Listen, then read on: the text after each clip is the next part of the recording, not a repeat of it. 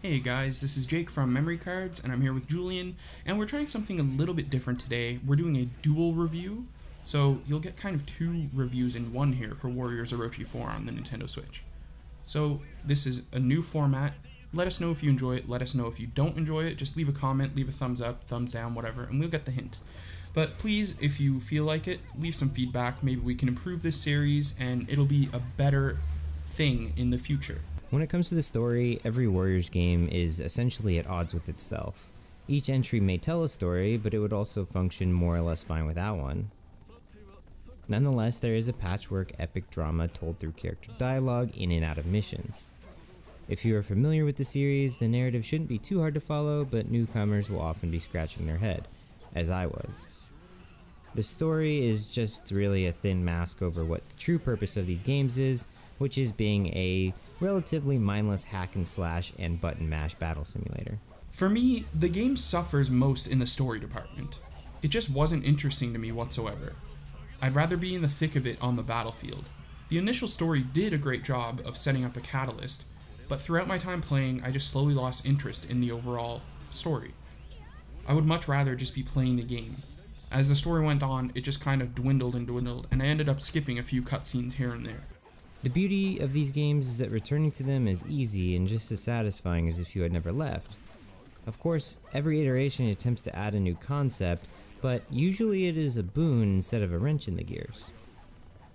This means the core of each game remains relatively unchanged while expanding on the solid foundation.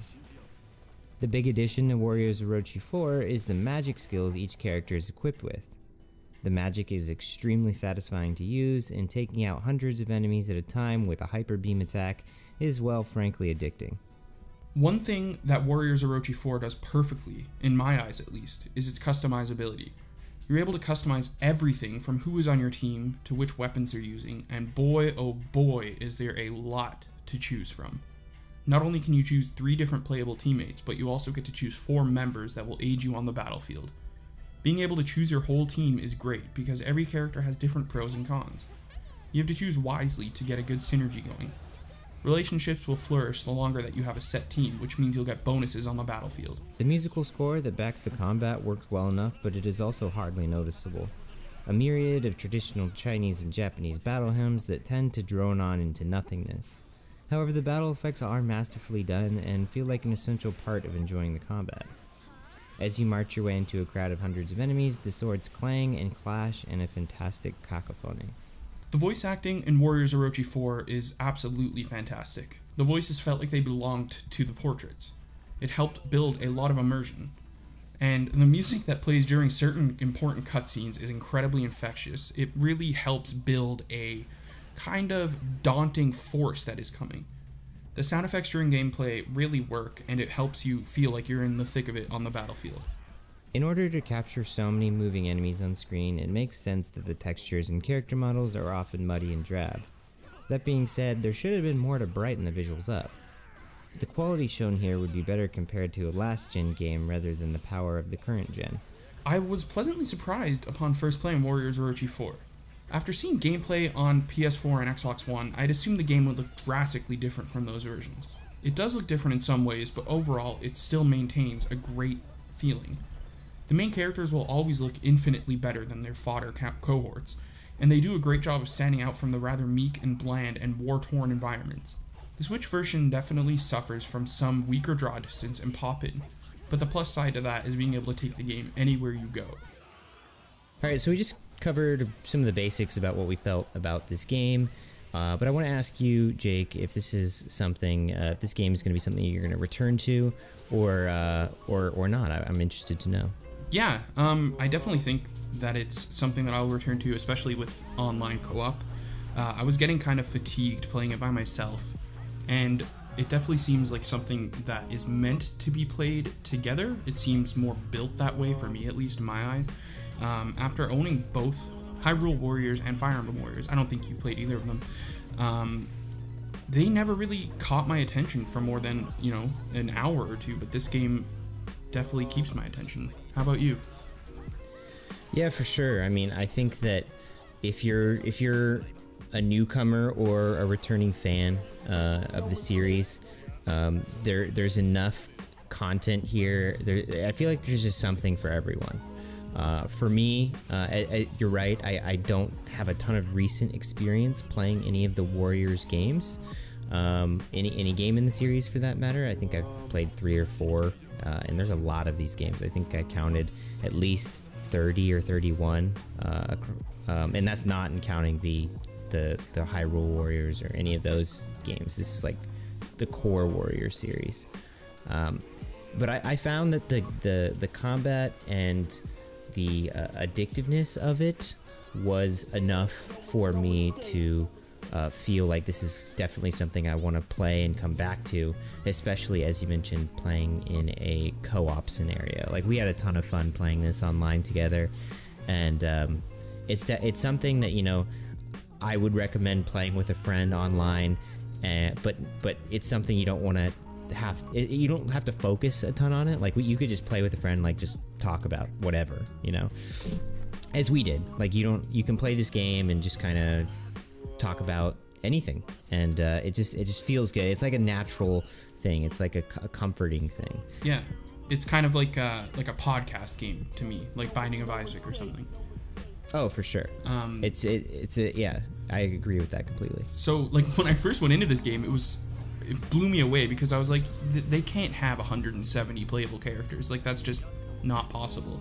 But they sure as hell do, and, you know, from all of them that I've played, they all seem, you know, relatively unique enough for you to be able to craft your own team, and for it to be different enough from, like, my team from your team. Yeah, I mean, to me, having that many characters is a little bit overkill in a way. I mean, especially since I don't know, like, who any of them are. I would think you would need to have a pretty encyclopedic knowledge of this game series, or at least have a background in, like, ancient Chinese history and Japanese history, because these games, you know, are all based in Chinese and Japanese mythology and contain real or characters based on real people from those times, from, you know, hundreds of years ago, and then, you know, like, versions of them that may or not be actually realistic. So it's spread out across a large swath of history and pulls characters from all these different periods, as well as including some, like, just truly mythic ones. I mean, these games even include Greek gods, which is really weird, but cool nonetheless.